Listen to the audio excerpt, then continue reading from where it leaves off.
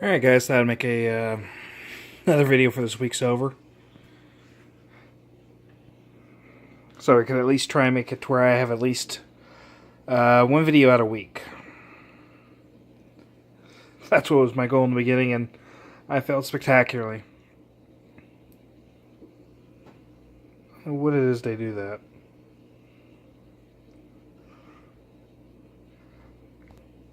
Anyways, bad news. The Naso Tang died. He got sick with something. I think it might have been a bacterial infection of some kind. It damaged his swim bladder, and it was sad and pathetic.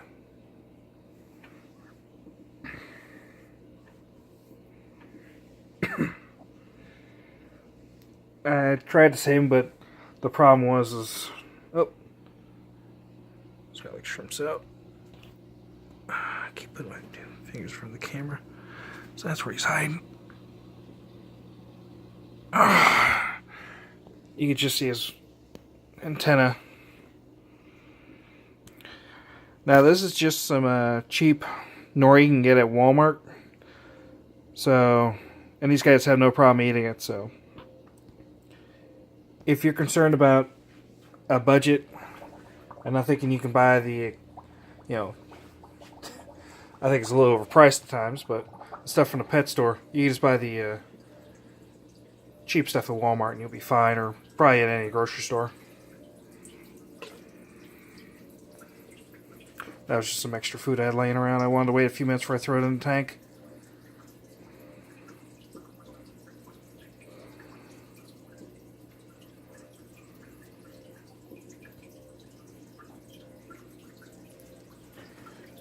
Set this over here. Now the coralline algae's taken back up over on the tank again.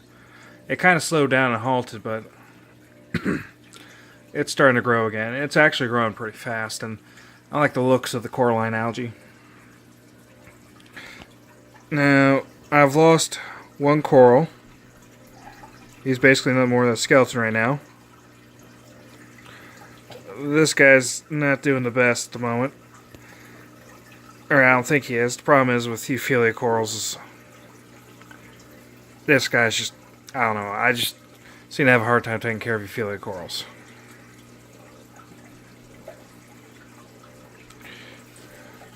My Duncan is doing really good. I swear at times I think he's ready to grow another head soon. Candy cane corals are doing okayish. And the thing is, I'm waiting for this hair algae. Yeah, it was green hair algae, but it seems to come back as brown now. You can see where it's starting to come back to life. I was carbon dosing to get rid of it. And it was dying off. But now it seemed to be coming back from the dead. Just my luck. So I'll start carbon dosing again. I'll probably try and cut back on the feeding again.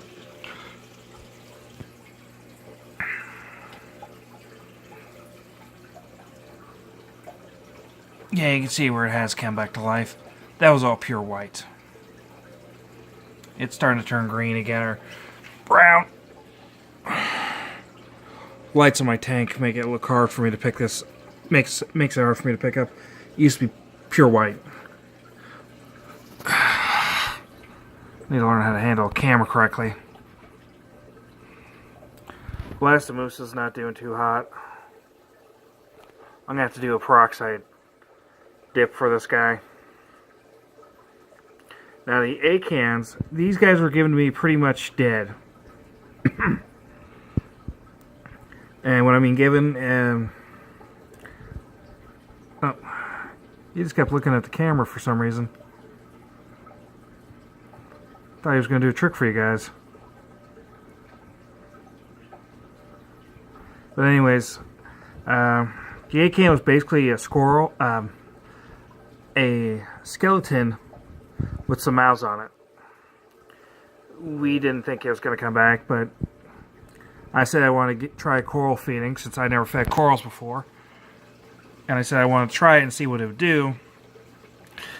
And he gave me a few corals that were on the verge of dying. Some of them did die and all this and that. And he wanted to see what the effects would be since he never bothered himself. And as you can see, the acan's starting to come back really good.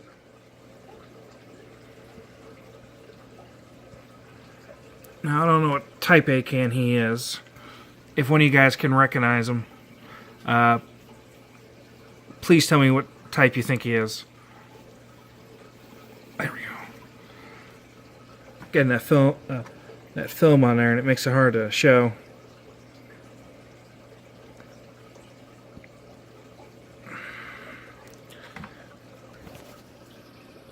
Alright, let's go over to one of the quarantine.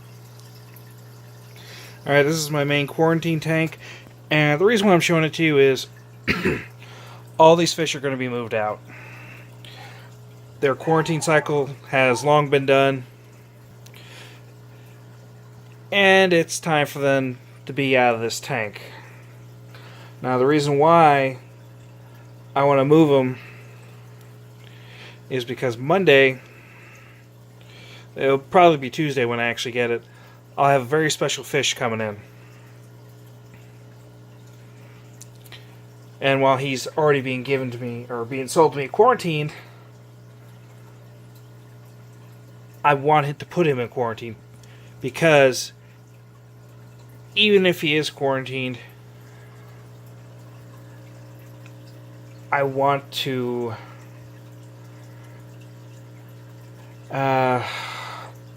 condition him.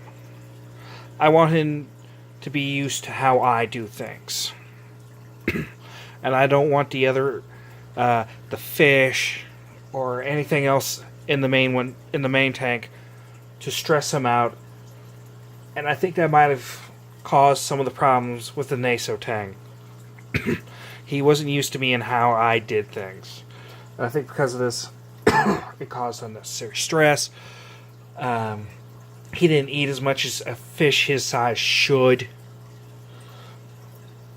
And I think a lot of the problems that I had with him that ultimately led to his death could have been avoided if I had just put him in a quarantine tank. Even though he was already quarantined, he didn't need it. I could have at least got him used to how I did things. I could have got him fed. And if he was showing symptoms of a problem, I could have picked him up better. I probably would have noticed it earlier. I could have reacted to it earlier. And I'm very strongly sure that he would still be alive. And I just hate the fact that I played a role in his death. I don't think I killed him, but I had a big hand in it. Now, these guys have been in this tank for a while. In fact, the 6-line wrasse was the first fish that went in here. In fact, he's been here for 3 months. These two Wyoming whites were already quarantined when they got to me, but I did want to... I like these guys a lot, so I was like, I'm going to put them in quarantine with a 6-line wrasse. Check on them for a couple weeks. And if they're good to go, they're good to go. I'll put them in the main tank. Now, this new fish I'm getting, I don't want to take the risk that I took with the Naso. Because the Naso was already quarantined, but he got sick and died. And it was a bacterial infection that damaged his swim bladder. And I'm not going to take that risk again. Because while I do not believe I'll ever have to put him in a quarantine tank to treat him for ick or marine velvet or anything like that, I do, however, want him used to me. I want him used to how I do things, how I feed him. I don't want anything getting in the way. I want it to be one-on-one when I'm handling this new fish. I want to try and cut down risks and cut down any bad things that could happen in my tank. In fact, let's go over to my 10-gallon emergency hospital tank. Here's the 10-gallon emergency hospital tank. This was just primarily used for treating the yellow tang when he had his bacterial infection Made a couple videos about that. As you can see, it's been heavily neglected. So much water's evaporated. I would hate to see what the salinity is on this thing. What I would like to do is turn this into a coral quarantine tank. Because the octopus spawn that you saw in there that died, it had what I believe is the brown jelly disease. It's basically considered a death sentence to certain groups whenever they see this on a coral. So what I'd like to do is set this up and put corals in here. Now I actually have nanolight picked out for this tank. What I'll do is I'll get some egg crate or light diffuser, whatever you want to call it, and make some coral racks. Or maybe just buy one if I find one for a decent enough price.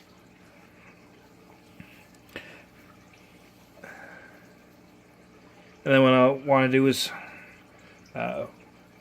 new corals will go in here. I want to feed them. Not just feed them. In fact, I think I'll avoid feeding them while in here. It's a small tank. I want to make this super low maintenance. So all I need is, this cheap pump right here. It's just 60 gallon an hour Rio. So, and then this hang on the back filter right here. This will probably provide way more than enough flow. I think I even have an 80 gallon a day in there too, just to kind of create a little bit of turbulence. And I said what I'd like to do is get that light, get a glass lid. This is a cheap lid, plastic lid, and I said get a glass lid on there, put the light on there, and just up my game.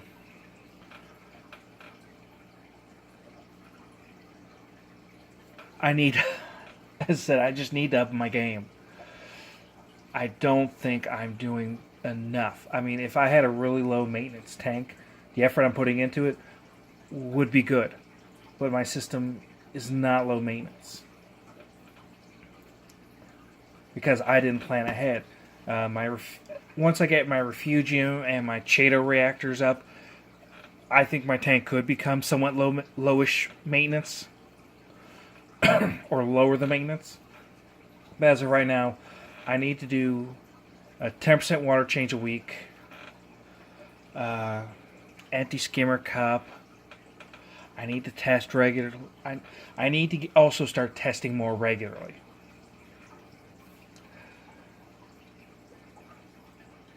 Oh, man. I was actually intending this to be a 5-minute video, then I started ranting about how I need that kick in the pants to get my game, to step it up. I'm actually doing pretty good with quarantining, but I still need to quarantine fish that have already been quarantined. Anyways, if you don't mind, could you guys leave a comment telling me to, step it up, get my rear in gear or something like that? That'd be appreciated. Alright. Thank you guys. Hopefully I'll have a video for you Monday or Tuesday. It's most likely going to be Tuesday. So, hopefully I'll have something for you then.